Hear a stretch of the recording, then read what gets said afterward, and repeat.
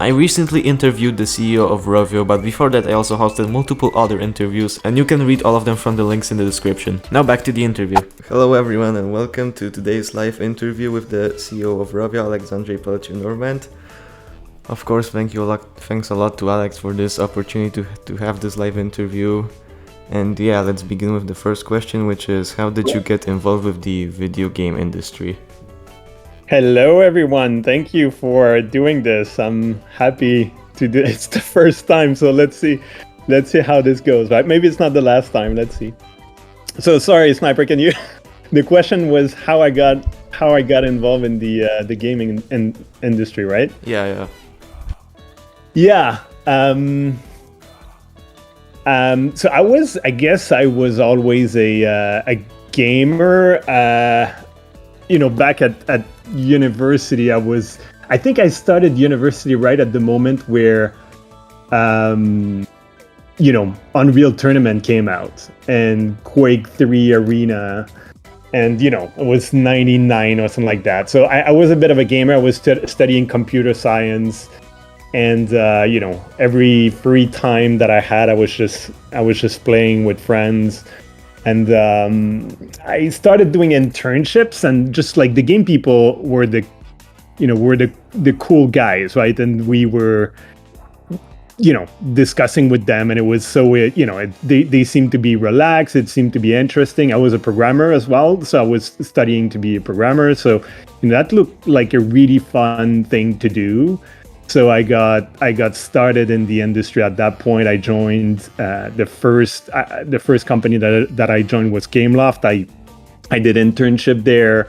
It was the very beginning of mobile gaming, and I thought it was super cool because when you were a programmer doing mobile games, you got to touch all the part of the code, right? It was not super specialized back then. It was not, you could work on artificial intelligence or networking or, graphics or something like that. You had to work on everything.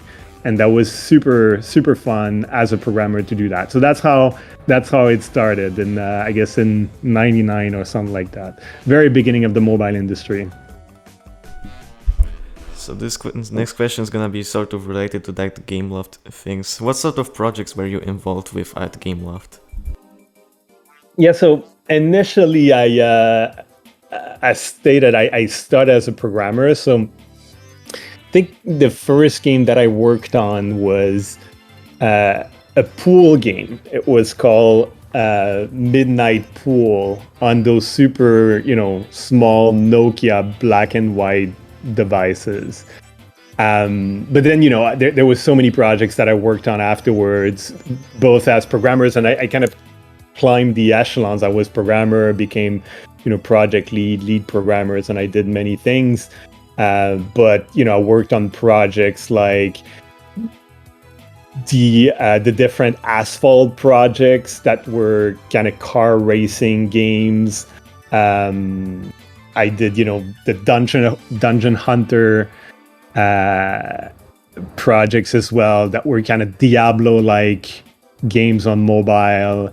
One of the last projects that I worked on as I was kind of heading the games for Gameloft, we did Disney Magic Kingdoms, Dungeon Hunter 5, Asphalt 9 was released during that time as well. So, a lot of different projects, Splinter Cell franchises. So we did a lot of things. And back then, at the very beginning, Gameloft was trying to basically make games that were very challenging, kind of like what existed on console or PC a couple of years prior, and port that on mobile. So that was pretty exciting, 3D projects. And it was before the free-to-play at that point, right? So it was really fun. Alright, so how did you find out about Rovio and why did you start working there? Yeah, so I was based in France in 2018, and Rovio contacted me because they didn't have at that point a head of game. So they had at that point 3 different studios, two in Finland and one in Sweden. And so they were acting quite independently because the head of games that they had left kind of like a year prior or something like that. So they didn't have a head of game. They reached out to me. I was not necessarily looking to move or to find a new job, but then as I started to meet more people at Rovio, and it was my first experience as well with Finnish company with kind of Nordic cultures, which is different, right? The Nordic culture is very different to the culture that I knew in France. So I got very excited by discussing with people at Rovio, and I decided to join beginning of 2019. And I, so we moved to Finland with my whole family. I have a family. We have a small family of 4. I have two young boys, and we never regretted it. It was great from the beginning, and I enjoyed every moment of it. It's really great company to work for sure. So what do you feel is Rovio's biggest strength? Yeah, I mean, so there's a lot of things to be said about that, right? When you look at the history, there's so many great things that were done at Rovio. But I think one thing that we need to kind of keep in mind is that the industry, the mobile gaming industry, completely changed since the beginning of Rovio, right? Like from doing premium games to now, free to play games that are being, kept updated and super lively, on a daily basis. There's a big gap, and what is, I guess, one of the biggest strengths of Rovio is that it adapted to many different things in the industry, and it's doing well right now after all of those changes. So like Rovians are very kind of, they're very strategic people. They're very thoughtful. They think about how to adapt to the current market, the current situation, how to continue to bring great content to fans no matter what happens with the industry. And they were able to adapt to all of those changes in the industry and to be successful. So that's probably the best strength. When you look at the different mobile company right now that are successful, not many are as old as Rovio is, and we're able to adapt, right? So that's pretty nice.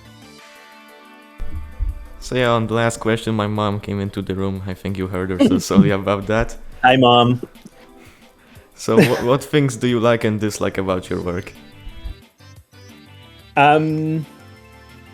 Yeah, so like, I guess you might know this, but I'm not from, like, I guess most CEOs are from more of a business background. They, they studied, how to do business. They have MBAs sometimes, and I'm really not from that world. So I'm really more of a product person. I come from the games world. I was a programmer, a gamer, and then had different jobs within the industry. So what I really like about my job is just when I sit down with the game teams, right, and we talk about the projects that they have for their games. We sit down with the Angryverse 2 team, or the Journey team, or the Dream Blast team, and they just discuss about how they see the game, progress, and what sort of new content they want to bring.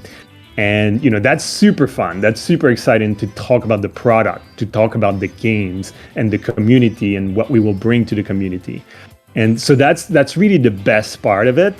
But I have to say that even though I'm not from the business world, and there's of course a part of my job that is very much business oriented. We have shareholders, so we we need to, talk to them on a quarterly basis, and there's reports to do for the market, and there's interviews to do with analysts and investors and medias. And I thought that I would not like this because that's really it's really not my personality, and that's not the world I come from.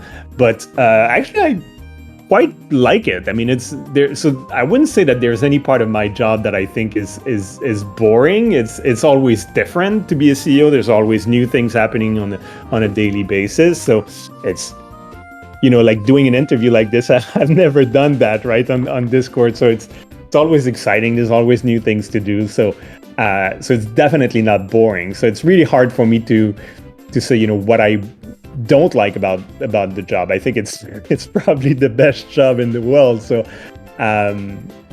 nothing to say on that front.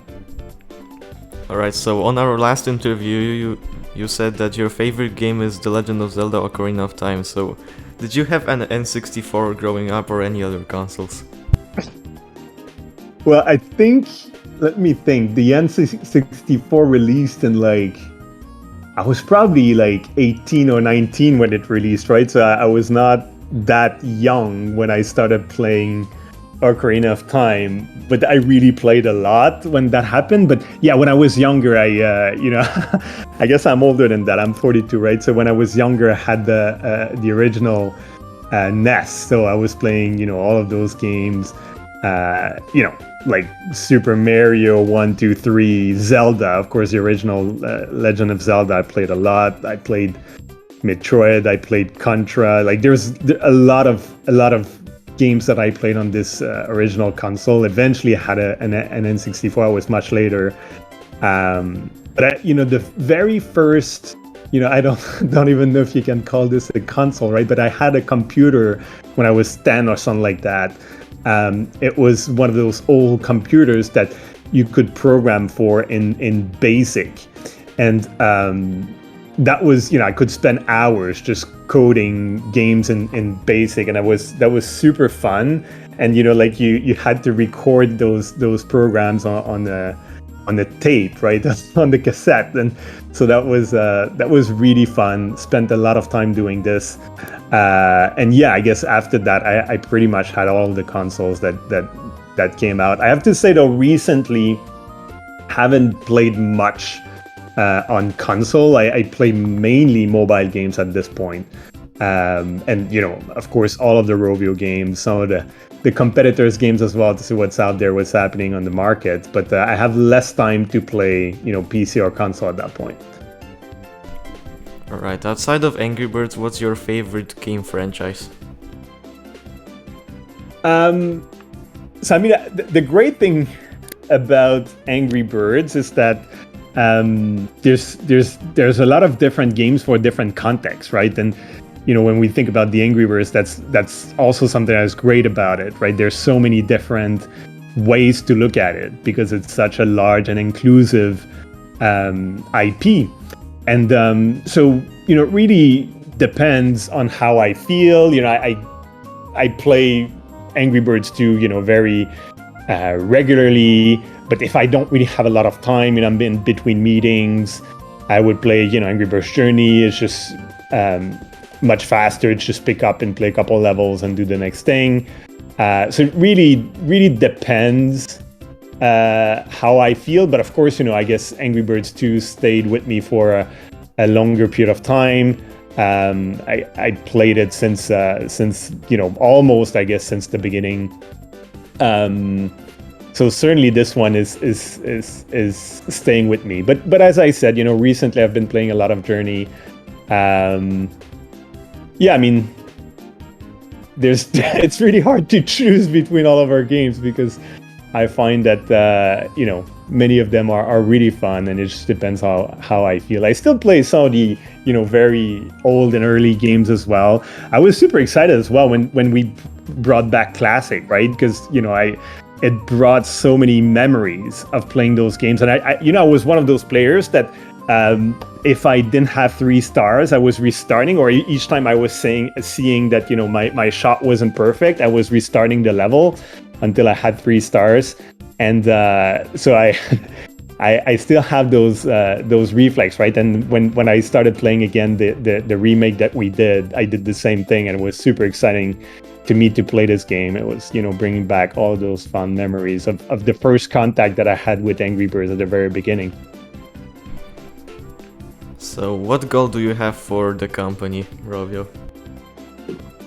Well, so we want to bring new games, new Angryverse game, and we want it to be as well.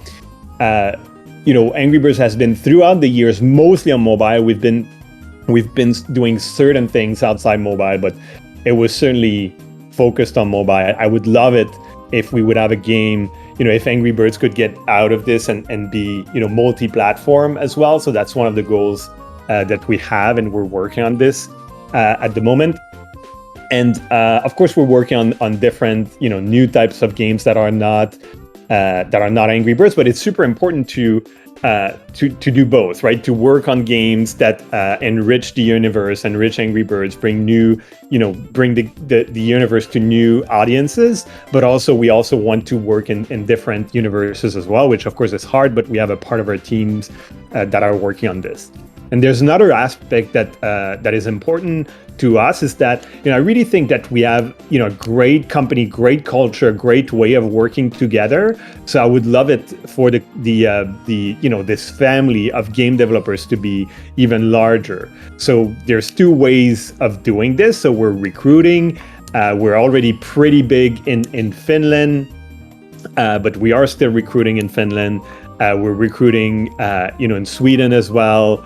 We're recruiting in Canada, but the other way to do this as well is to acquire companies to join us, right, and be part of the culture, be part of the family, and develop, games that again kind of are fit in the Angry Birds universe or in different universes. And so, I think it's great for companies out there because we're just this super nice family that just try to help each other. So I think a lot of companies can benefit from being part of this family, and we can benefit as well from having enlarging the universe. Acquiring new studios, creating new genres of games is also something that is a target for the company right now. All right, so all of the previous questions were from staff, so now it's time for some community questions. First one being, what is your favorite Angry Birds universe?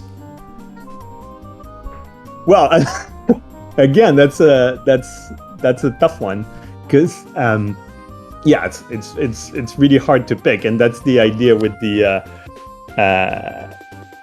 Angryverse, right? You have different things, and you don't have to pick, right? You can love many of them, but this tend to change as well for me, right? I mean, a while ago I was playing Angry Birds Epic a lot, right? And I really loved it. But these days my focus have shifted to different games, and because of my schedule as well, which can get pretty busy, I play different type of games. So that's the advantage of this very rich universe, is that you can switch from one part to the other, depending on how you feel, depending on your schedule as well. So it's really hard for me to say, what part is my favorite. Okay, next up is, which pig from Angry Birds is your favorite? Which pig? Okay. Yeah. I don't think I thought about this before. I guess Leonard, right? Which I thought, I kind of liked in the games, and it was kind of funny in the movie. I guess I think more often about birds, right? And I'm really more of a Chuck person. I really like Chuck, and so funny in the movies. I loved it in classic as well. Playing with it and trying to aim at those wooden blocks, and I've always been a big fan of Chuck. And it's interesting because that was actually one of the interview question that I had when I interviewed for Rovio. They asked me back then, which is your favorite bird, which was an interesting question. So Next is, what kind of merchandise will we see in the future, and what companies would you consider partnering up with? So I think that's an important question, and because when we look at the past for merchandise, we had different, let's call it level of quality, right? It was not all equal, and so some of it were better than others. And I think we've been thinking about this quite a lot, and I think what's important for us, we want to be very respectful of the brand, and we know that we have many fans that care about the brand deeply as well. So quality will be the key here. So we want to be things that we want to do things that our fans will be and ourselves, Rovians, will be proud to put in our living rooms, etc. So that's really something that we're looking into, more kind of quality type of product, and being much more selective in doing this. So I have nothing to announce today, but we're definitely thinking a lot about this internally. So yeah, for sure more plushes, but yeah, like top quality stuff. Right. Will the W be added to Angryverse 2? Will what? Sorry? Will the W be added to Angryverse 2? I think this is a very important question. The W like a bird, a shoe bill. Yeah, I mean, so I don't know what I'm allowed to say on what's coming up on Angry Birds 2. I don't want to spoil anything that the team will discuss later. But of course, adding birds is something that we're thinking about, and it could be completely new birds, currently part of the universe or not. And I think one of the main thing that the team is thinking when doing something like this is that they really think about a design that makes sense, right? So there's a lot of iteration. Been thinking recently with the lead of the Angry Birds 2 recently about this, and it takes a lot of time to iterate and try things. They really want to do things that would work great and that is kind of complementary with what exists in the game. So that takes a lot of time, and I know that they're working on some stuff, but I just don't want to announce anything that they would want to announce later down the road. How do you plan to utilize the Angryverse? Will more universes be established? Yeah, I mean, for sure, we will continue with the Angryverse, right? And the beauty of it is that it's very flexible.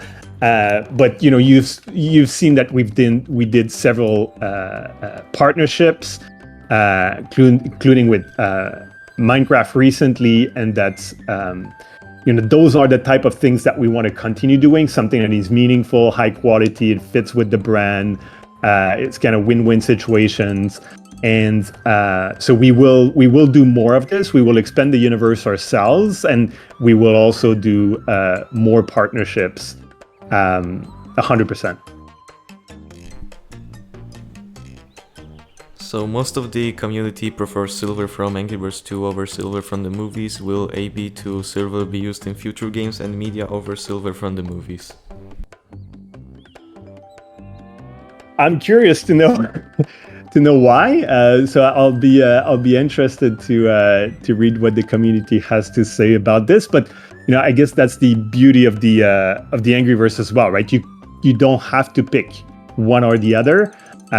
You can have both, right? And I guess some people prefer the one from the movie. Some people prefer the one in Angry Birds 2, and that's completely fine.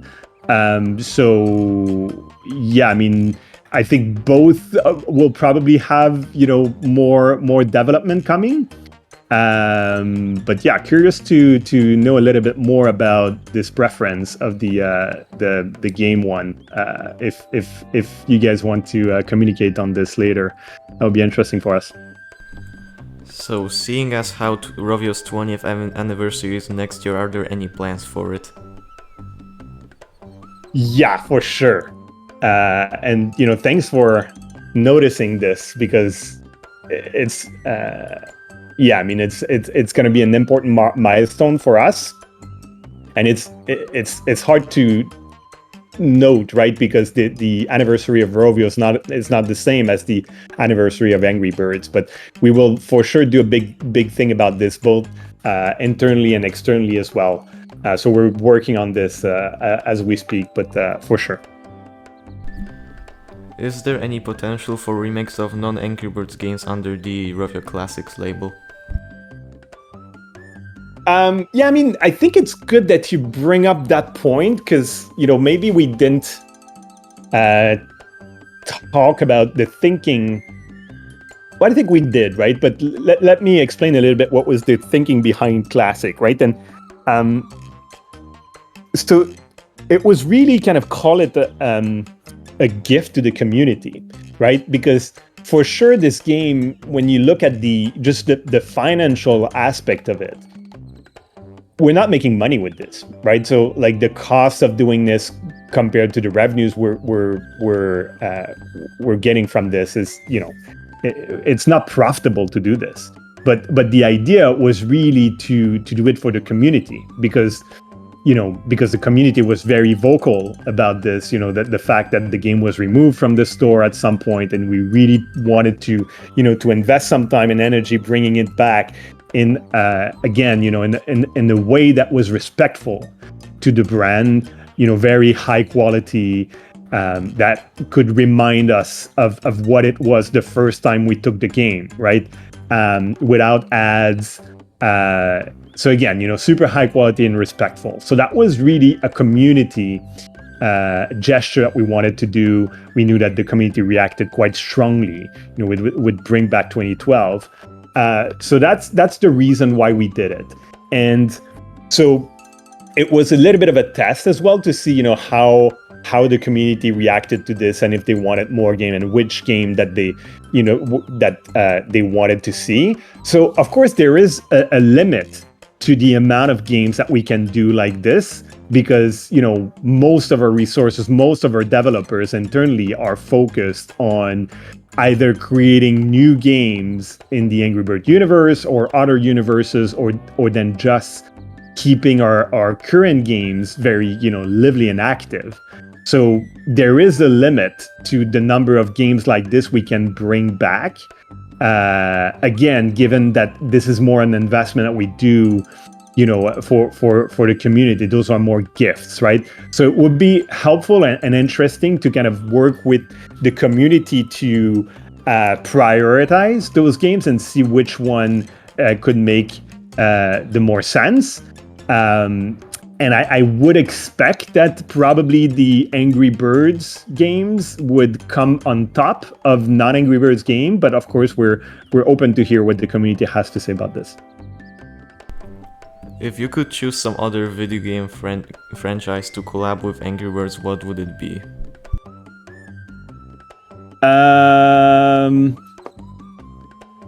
Other game franchise. I mean, it was interesting to do Roblox and Minecraft, right? Because they're very kind of accepting of those type of partnership. But of course, you know, yeah, I mean, we would, I guess when we think about this, we would want to have very kind of classic brands, big brands that are kind of, you know, where the audiences are similar.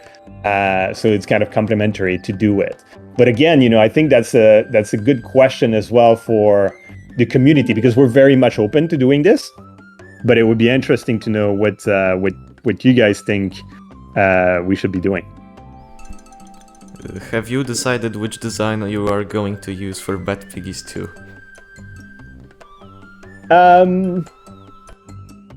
So I guess you referred to the marketing. That was funny, right? Because when we didn't plan on announcing Bad Piggies 2 initially, but the community picked on it as soon as we did the marketing tests. And so those are tests that we do very early on with different art direction to see what seems to be,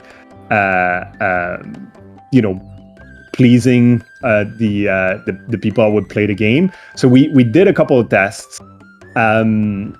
We're not sure yet. We're still tweaking this, but I think what's important to keep in mind is that we're trying to do something that is different, that would have been possible when we initially released the game, which was, you know, 2012, unless I'm mistaken. So that was a while ago. So we really want to bring something different that would not have been possible in 2012. So we're still working on this. We're still iterating on this. So it's not going to be something completely, like out of this world, completely different. But it's definitely it will not be the same.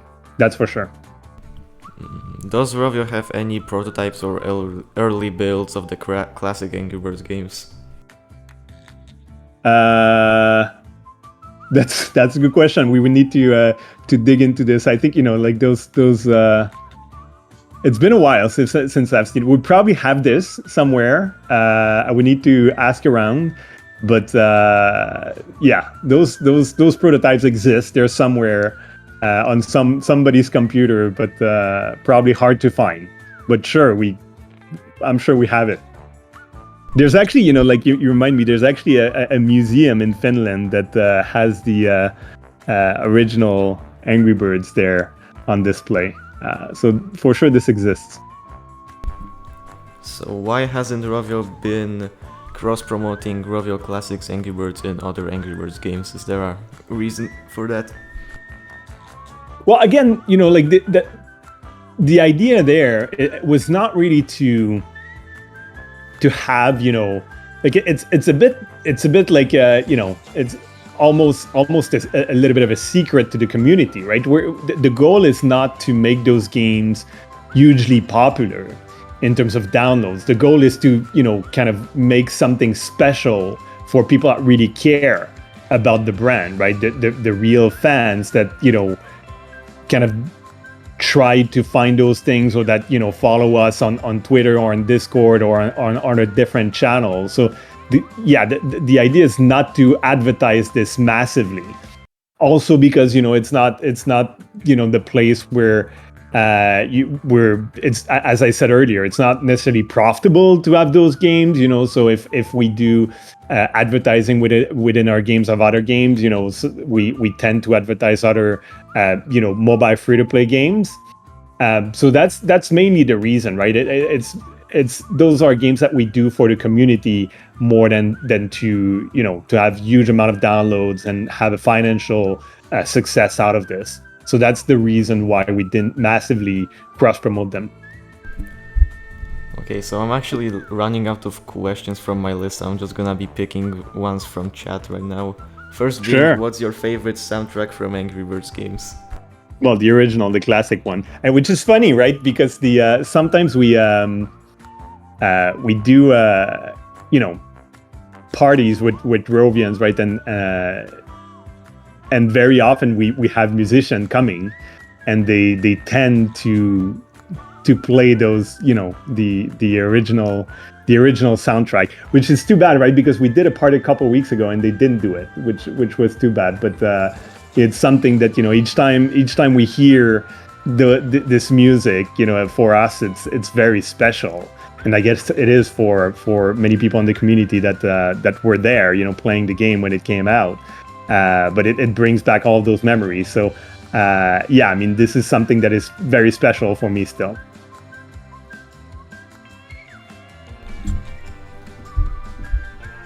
Okay, so how does it feel to be interacting with the community beyond YouTube content creators thanks to the rise of Twitter fan accounts, which led to various community discussions and interviews, well, like this one?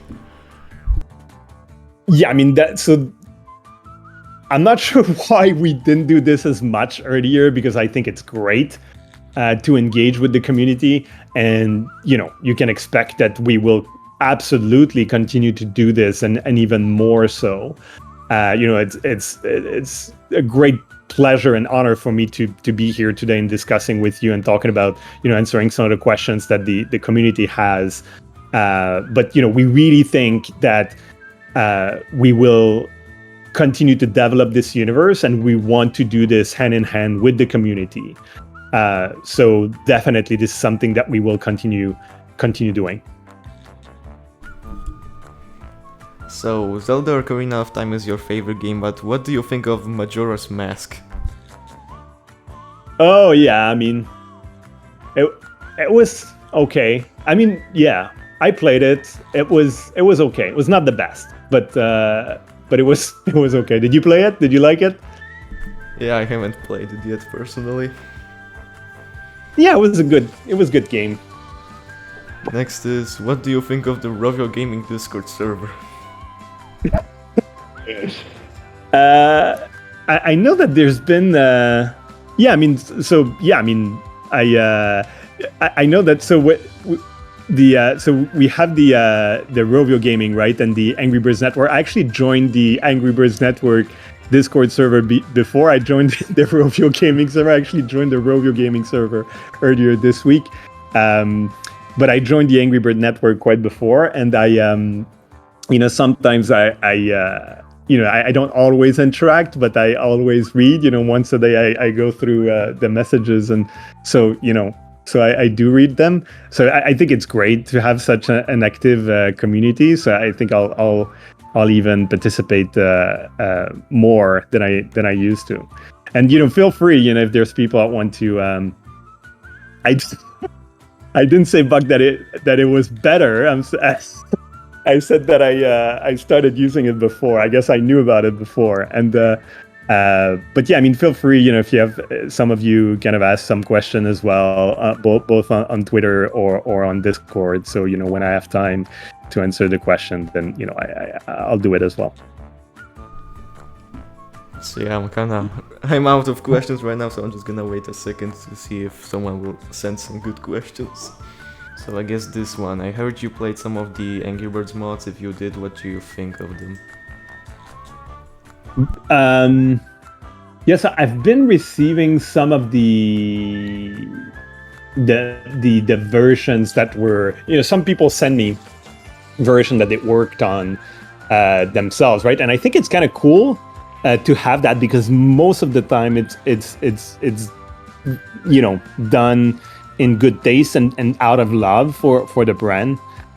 So when it's this, it's always great to just kind of play and share the passion that we all have for the brand. So it's kind of cool to see what people come up with.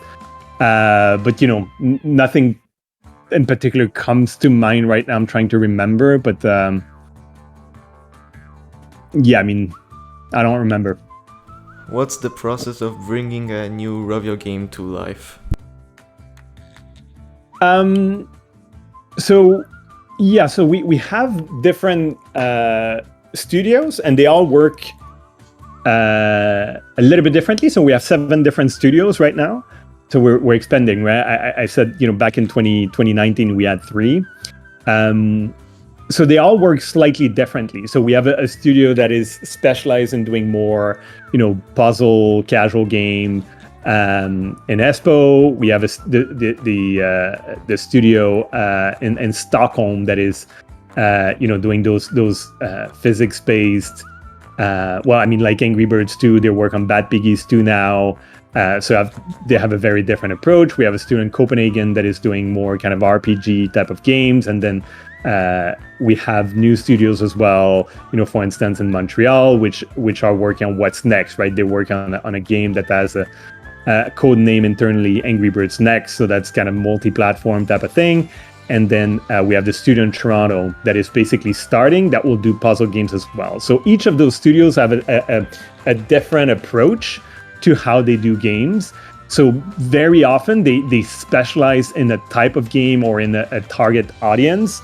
And so they work with this audience, they engage with them and see what they would like to see.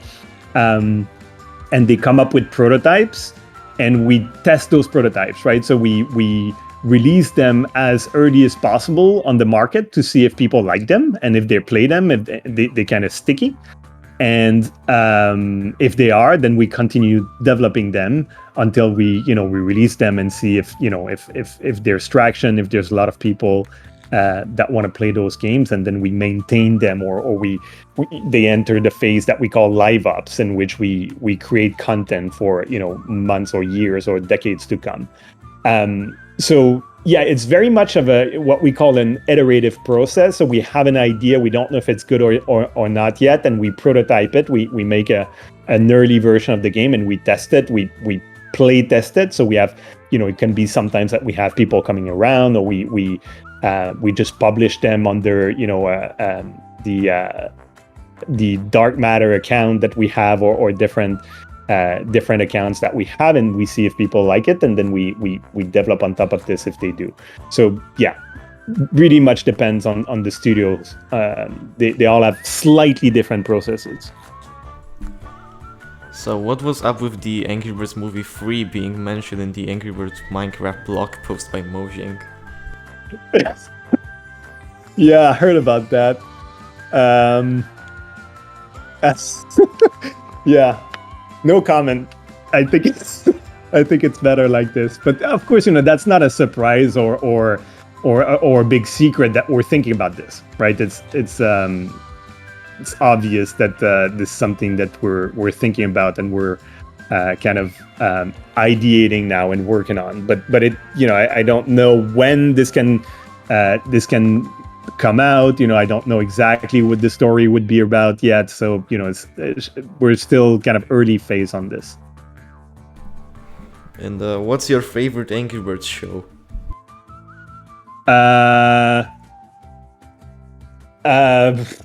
That's a good question.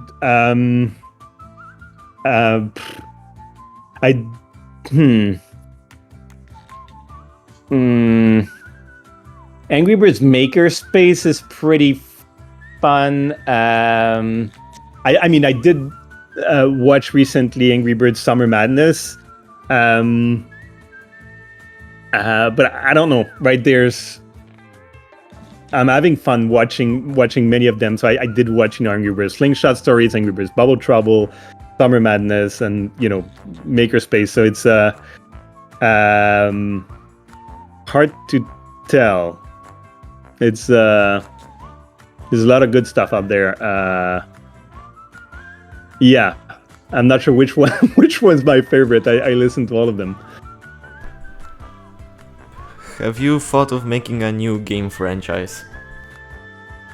Yeah, for sure. So there's a delicate balance here. So there's a couple of things to keep in mind. So first of all, while we do want to work on new franchises, we really like Angry Birds, right? A lot of us are very much in love with this universe. So we want to continue to keep it very much alive and bring new content and new games, right? So we have a big part of our teams internally that are focused on that. We also have some teams that are trying to create new franchises. Of course, this is really hard to do, but it's always it's kind of a mindset as well. When we develop a game, that's always what we're trying to do. So we're not trying to do kind of shallow games. We always think about how can this become a franchise if this is successful? But of course, this is really much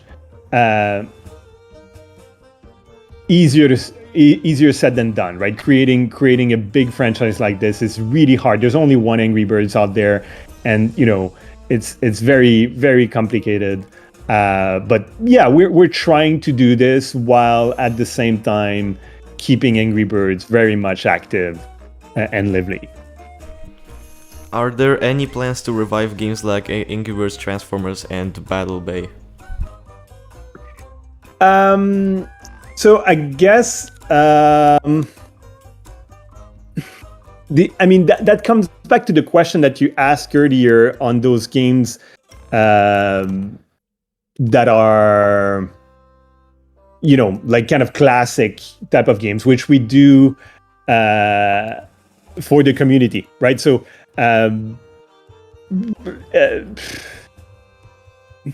so again, I would kind of almost return the question and ask you what you would like us to work on in kind of priorities, because this takes a lot of time, a lot of energy, and that's energy that we cannot put on other games, right? So I would say though that the games that you mentioned are kind of multiplayer, heavy on community, even potentially PvP type of games, right? And that's definitely not something that we're abandoning. in the sense that, for instance, we are doing the game that I mentioned earlier, Codename, with those same concept, but in a very very different way and novel way. We're not trying necessarily to come back with something that we had a number of years ago. We're trying to do something different, but definitely type of PvP, even call it combat type of games within the Angry Birds universe, still very much being accessible. It's something that we're looking at. Yes. Did you have any involvement with the development of the Angryverse movies, or did Sony do all the work and the Rovio team invested all of their trust into these theatrical jumps? So that's a very good question. And the way that it worked was different between the first movie and the second movie. And so, of course, the first movie we had, so John Cohen, which was the producer of the first movie, was also involved in the second movie. So he was not. So he was working very closely with Sony. So he was not a kind of a Rovio employee. He's a professional movie maker, right? So we worked with him, but pretty much everything was done internally for the first movie. So even we had an animation studio back then in the West Coast in Canada that worked on it. And we were very much involved in the editorial direction the movie was taking. It was the first time we were giving voices to those characters. So it was very, very special. We were very much involved. And then the second movie, the strategy was very different. So it was more of a licensing deal. So we knew that, John Cohen was still the producer of the movie. But then we just kind of licensed out the IP. Of course, we did have an editorial say, in the sense that if the movie was kind of not true to the brand, or we thought that the quality was not good enough, or that they were doing things in the universe that were not respecting the universe, then we could have, and we did actually, we could kind of raise a flag and say, oh, you need to change this. So that was the approach for the second movie. Now, when we're thinking about what next, well, it's probably the best solution is probably somewhere in the middle, where we do want to have more to say on the direction that would a movie would take more than we did in the second one. But we probably don't want to do everything internally, right? And create another animation studio like we did on the first one. So there would probably be some sort of partnership where we would be more involved than we were in the second movie, but not completely involved. So that's a different approach that we did for the first or the second movie. Will the Eagle characters of the Angryverse 2 movie be established being part of the Angry Birds main universe or game outside of Angry Birds Reloaded? I mean, like we wouldn't have kind of one type of design that is true for every game, right? It really depends on the game. It is part of the lore, but how this is implemented in different games very much varies. So yeah, I mean, we don't have strict guidelines like that to the game team. So as long as the game team can respect the universe, then we're fine with it. And that's also the beauty of having the Angryverse, right? So you can have different expression of the lore in those universes. What are you the most excited for in the coming year? I mean, I'm really excited about Bad Piggies 2 and how this will look, right? I mean, yeah, I mean, I've played a lot of the first Bad Piggies when it released back in 2012 and then the years after. And I think it's great that we came back to it. And one of the reasons why we came back to it was that, we saw as well that this was still a game that, although, we didn't touch it much and it was just there, on the store, but it was massively being downloaded because people really liked this game. So we thought that it would make sense to kind of refresh it and have, super high quality, new version of this game. So this is super exciting. So we're still relatively early in development, although it does advance quite fast now. But yes, so I don't know exactly when it's going to release, but definitely that's an exciting project for us. Can we expect more playtests similar to the Angry Birds Next in the future? Yes, that's something that is very valuable in getting, especially when you do a game like this that is also kind of different, and we want to make sure the community is on board with it and likes it and gives us valuable feedback, which they did, right? The amount of feedback that we got last time we did this was really impressive, and good feedback as well. So it's definitely something we'll continue doing in the future. Has Rovio considered making a game with all the different Angryverse universes crossing over with each other? Not really. I mean, it's what's interesting with those different universes is that we could eventually have crossovers between our own universes, right? And that could be funny. But doing a game just for this, to put all the universes together, is not something that we're working on right now. Each of those games have a slightly different flavor.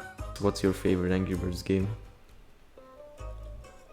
Yeah, if you force me, right, then I have to pick, one. Then I would say Angry Birds 2 right now. Oh yeah, no way. I saw in the chat there was someone talking about those Easter eggs, and remember that that Cryptobirdies thing that was funny, and it came out again recently when crypto was again, super hot, right? And I thought that this was pretty funny. Like at some point the community was I was surprised because I come up one morning and then I see that the community is all talking back, talking about this this prank or joke that was made, but rest assured there's nothing in the plans right now for a crypto kitty type of games with Angry Birds. That was a funny prank. I guess, what's your favorite Angry Birds merchandise? And we well, I mean, like, has to be plushes, right? And we had a kind of we redid some of the classic plushes recently, and I have one, and it's on my desk right now. I really like it. Well, time's up, so I think this is gonna be the end for this interview. That was fun. Hey, let's do this again at some point. Well, I would love to do this again. This was really fun. Thank you for doing this. Appreciate it. It was great to chat. Yeah, thank you for this interview. This was awesome, and thank you to everyone for tuning in live. Yeah, lots of questions. Very active chat. Thank you for that. See you all. So yeah, goodbye everyone. So yeah, that was the interview with Rovio CEO Alexandre Pelletier-Normand. Yeah, I was pretty stressed, as you can tell. I mean, talking to a CEO of a multi-million-dollar mobile gaming corporation is not something that you get to do every day. Definitely a unique experience, and I hope we can get another interview in the future. But yeah, for now, thanks for watching. Like, subscribe, whatever you want, and I'll see you in the next video.